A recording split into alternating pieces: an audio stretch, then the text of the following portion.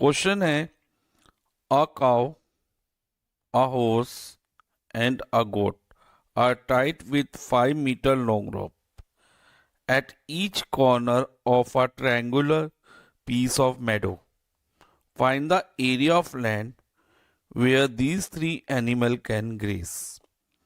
इस क्वेश्चन में हमें कहा है 3 एनिमल्स हैं, काउ, हॉर्स और गोट, और तीनों को एक 5 मीटर लॉन्ग रोप से, 5 मीटर लॉन्ग रोप है, उनसे बांधा हुआ है 3 कॉर्नर पे। किसके कॉर्नर पे? 3 किसके कॉर्नर है बच्चा? एक ट्रायंगुलर पीस ऑफ लैंड के। ये ट्रायंगुलर पीस ऑफ लैंड दिख रहा है, ट्रायंगल की शेप में है, और उसके तीनों कॉर्नर्स पे 3 एनिमल को बांधा हुआ है, काऊ को, हॉर्स को और गोट को। और किससे बांधा है? 5 मीटर लॉन्ग रोप से। अब हमें से ये पूछा है, हमसे पूछा क्या है कि एरिया ऑफ लैंड निकालो जो ये तीनों एनिमल ग्रेज कर सकते हैं। और एरिया किसका होगा? एरिया ऑफ लैंड इस ट्रायंगुलर पीस के अंदर अंदर होना चाहिए। ठीक है, तो हम देखते हैं, पहले काऊ के लिए देखते हैं। तो काऊ को देखो बच्चे किससे बांधा हुआ है? 5 मीटर लॉन्ग रोप से। अब मान लो 5 मीटर लॉन्ग रोप मैक्सिमम, मान लो पूरी तरह से सीधी स्ट्रेच कर ले, इसको हम सीधा कर दें, स्ट्रेच कर ले तो यहां तक जाएगी। और काऊ कितना मूव कर पाएगी? मैक्सिमम, क्योंकि यहां से तो बंधी हुई है ना, ये तो एकदम टाइट स्ट्रेच कर दे इसको तो यहां तक जाएगी और ऐसे मूव करेगी। और जो ये मैंने अभी लाइंस बनाई है इन्हीं के अंदर अंदर ग्रेस करेगी ना। और जो ये वाला ये है, ये इसे हम क्या कहते हैं बच्चे? ये जो पॉइंटर पे ध्यान देना, ये क्या फिगर होती है? आर्क होती है ना। Yes sir. और आर्क होती है, और ये जो 5 मीटर है ना, ये क्या होगा? देखो बच्चा, अब मैं इस आर्क क्या होता है? Arc is a part of the circle. अगर हम कंप्लीट सर्कल, ये किस सर्कल की आर्क है? देखो, एक सर्कल की आर्क होगी ना, ये हमने मान लो सर्कल बना लिया, डॉटेड पार्ट से सर्कल बना लिया, तो जो ये आर्क है ये सर्कल का पार्ट है। तो ये सर्कल का क्या हुआ? जो ये 5 मीटर है, रेडियस हो गया ना। Yes sir. और अब 5 मीटर रेडियस ये है, तो ये वाला भी, जो ये भी 5 मीटर होगा रेडियस, क्योंकि रेडियस की लेंथ सेम रहती है एक सर्कल में, कोई कितने भी रेडियस हो। तो 2 रेडियस और एक आर्क के बीच के एरिया को, जैसे अब ये 2 रेडियस हो गए और एक आर्क, इसको मैं जैसे 2 रेडियस, देखो बच्चा, ये 2 रेडियस और ये आर्क के बीच के एरिया को हम सेक्टर कहते हैं। और इसको आप ऐसे भी पहचान सकते हो, जैसे पिज्जा की जो पाई होती है वो भी सेक्टर शेप में होती है ना। पिज्जा जब हम, तो ये पिज्जा की शेप क्या होती है? सेक्टर शेप में ही होती है। तो पिज्जा पाई से ही आप सेक्टर की शेप जान सकते हो। तो अब हमें क्या निकालना है? एरिया ऑफ सेक्टर जो काऊ ग्रेस कर सकती है विद रेडियस 5 मीटर। और ऐसे ही हॉर्स के भी क्या शेप है? सेक्टर ही शेप है ना। देखो, ये आर्क हो गई और ये रेडियस हो गए, ये दो रेडियस और एक आर्क के बीच में सेक्टर हो गया। सिमिलरली गोट भी एक सेक्टर बना रहा है। ठीक है, तो 3 सेक्टर हैं, यानी कि हमने एरिया ऑफ 3 सेक्टर्स निकालने हैं। उससे हमें पता चलेगा कि कितना लैंड का एरिया ये एनिमल ग्रेस कर सकते हैं, टोटल एरिया। तब एरिया ऑफ सेक्टर क्या होता है बच्चा? एरिया ऑफ सेक्टर का जो फॉर्मूला है ना, वो है theta upon 360, theta upon 360 multiply by pi r square. इसको आप ऐसे याद रख सकते हो, थीटा अपॉन 360 अलग से याद कर लो, और पाई आर स्क्वायर क्या होता है? एरिया ऑफ सर्कल होता है। तो theta upon 360 into area of circle mind में रख सकते हो फॉर्मूला याद करने के लिए। ओके, अब इतना क्लियर है आपको? अब ये जो थीटा है ये क्या होता है सेक्टर में? ये जो सेंटर पे एंगल बनता है ना यहां पर, इसे हम थीटा कहते हैं। ठीक है, तो ये थीटा जो होता है वो सेंटर पे जो एंगल बनता है सर्कल के सेंटर पे, तो इसे सेक्टरल एंगल भी कह सकते हैं या सेंट्रल एंगल भी कह सकते हैं। तो लेकिन अभी एक काऊ के लिए, हॉर्स के लिए और गोट के लिए, तीनों के लिए डिफरेंट है।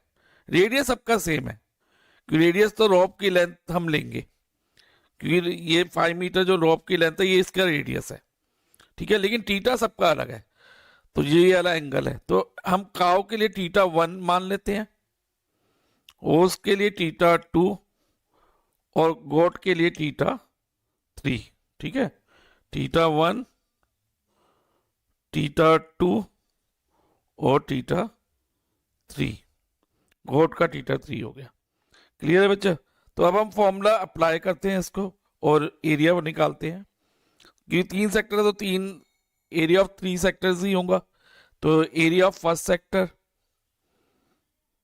Plus area of second sector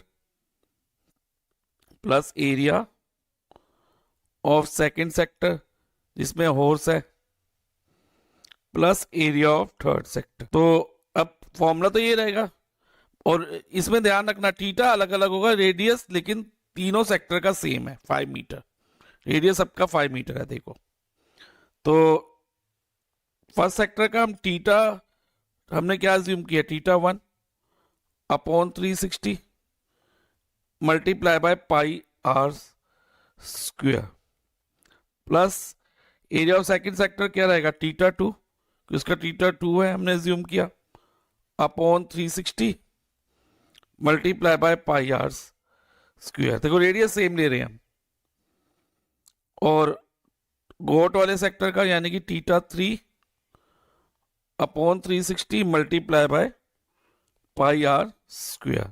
fine, तो ये इतना क्लियर होगा आपको। अब इसमें ध्यान दो बच्चा, कुछ कॉमन है इन तीनों टर्म्स में, कॉमन लेने से हमारा सम थोड़ा इजी हो जाएगा, ठीक है। तो एक तो हमें पाई आर स्क्वायर कॉमन दिख रहा है, तीनों टर्म्स में है, देखो है कि नहीं, यस सर, तीनों टर्म्स में हमारे पास पाई आर स्क्वायर है। तो हम सबसे पहले पाई आर स्क्वायर लिख लेते हैं, और डिनोमिनेटर में भी 360 कॉमन है, देखो है कि नहीं, यस सर 360 कॉमन है, तो डिनोमिनेटर में 360 आ जाएगा। अब ब्रैकेट में क्या होगा, पाई आर स्क्वायर अपॉन 360 बाहर आ गया, तो इधर बच जाएगा θ1 प्लस इधर θ2 प्लस θ3, और ये जो θ1 θ2 θ3 है ये क्या है, ये एंगल्स ऑफ ट्रायंगल है, क्योंकि ये जो लैंड था किस शेप में था, ट्रायंगुलर शेप में था, है कि नहीं। तो यानी कि θ1 plus θ1 plus θ2 plus θ3 is equal to 180 degree, angle sum property of triangle. यानी कि हम θ1 प्लस θ2 प्लस θ3 की जगह 180 ले सकते हैं, और अब हम यही करेंगे, पाई की वैल्यू भी डाल देते हैं हम। पाई की वैल्यू क्या है बच्चे, 22/7, ठीक है, 22/7, और रेडियस है then we have a radius r, radius r कितना है, फिर 5, और आर स्क्वायर है तो इसलिए 5 मल्टीप्लाई 5 लिख देंगे, और θ1 प्लस θ2 अपॉन θ3 क्या है, 180 है, 180 है ना, यस सर, अपॉन डिनोमिनेटर में हमारे पास 360 भी है, तो इसको हम 7 के साथ मल्टीप्लाई करके रख देंगे, 360 ऐसे लिख देंगे। अब जितना कट हो सकता है इसको हम कट करते हैं, जैसे कि ये 180 1 था, 182 था, या आप 0 0 काट लो, फिर 18 1 था, 18 2 था, 36, और उसके अलावा ये 2 और 22 भी कट हो रहे हैं। अब इसके अलावा और कुछ कट नहीं हो रहा हमारा, तो 11 multiply by 5 multiply by 5 upon 7 आ गया। अब इसकी कैलकुलेशन करें तो बेटा 5 मल्टीप्लाई 5 25, तो इधर हमारे पास आएगा 11 मल्टीप्लाई बाय 25 अपॉन 7, और 11 को 25 से मल्टीप्लाई करोगे तो आपको मिलेगा 275 अपॉन 7 इज इक्वल टू, और अब क्योंकि 275 7 से एग्जैक्टली डिविजिबल नहीं है, तो इसको हम डेसिमल में, इसका आंसर आएगा हमारा, डेसिमल में क्या आंसर आएगा हम लिखते हैं अभी यहाँ पर, डेसिमल में हमारा आंसर होगा 39.28, दो प्लेसेस तक ले लेंगे, स्क्वायर मीटर। तो इतना एरिया ये 3 एनिमल्स ग्रेज कर सकते हैं।